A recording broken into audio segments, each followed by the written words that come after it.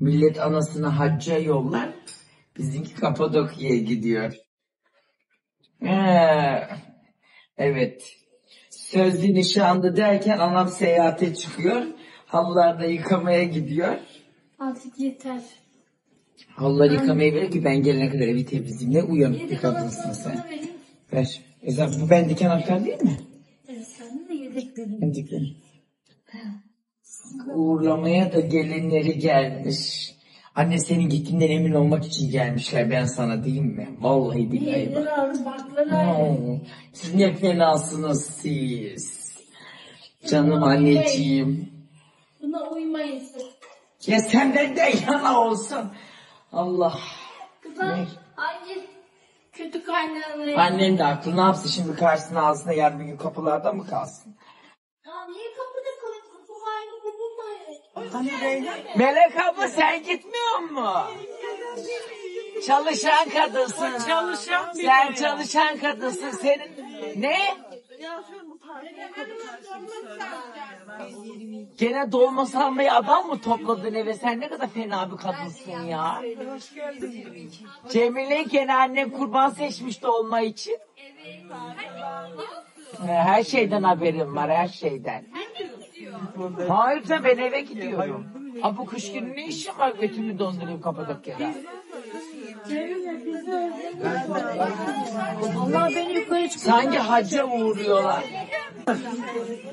Niye? Kız sen de mi gidiyorsun gezmeye? Gezmeye biri daha çıktı bize. Ne olacak, gezme dedim, hepsi yoldalar. Naide Hanım siz de mi gidiyorsunuz? Kimden işte? İki çocuğu kime bıraktınız? Herkes soracak şimdi, Naide Hanım çocukları nerede? Erkekleri babasına bıraktım. Nilay'da anneme, ben başka bir... Ne kadar akıllı bir karı, bak maşallah. Hadi Allah'a emanet. Hadi güle güle. Ne? Arada bul kızım, aklını kullan bak. O da bul değil, işli oğlanı ya. O kadar fena ki Naide ablaya diyor ki ben 2 günde, sen gittiğin 2 günde Yalçın abi evlendirir, merak etme sen, gözün arkada kalmasın diyor. Pis adam. Tam bir pis ya.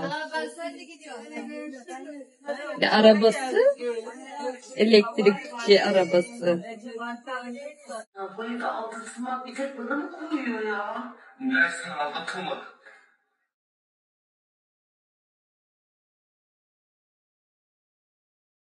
Hadi oğlum, sen insanlar gelmeden çık hadi.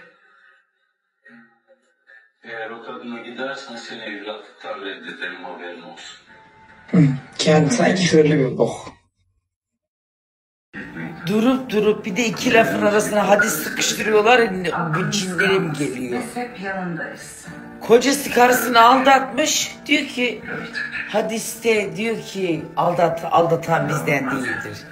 Yani o aldatan karı koca aldatan mı, yoksa böyle alışverişte falan insan aldatan mı, hani sahtekarlık yapan mı?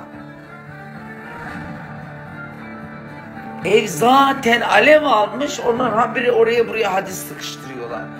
Sonra duyan da desin ki her şey dört dörtlük ailede.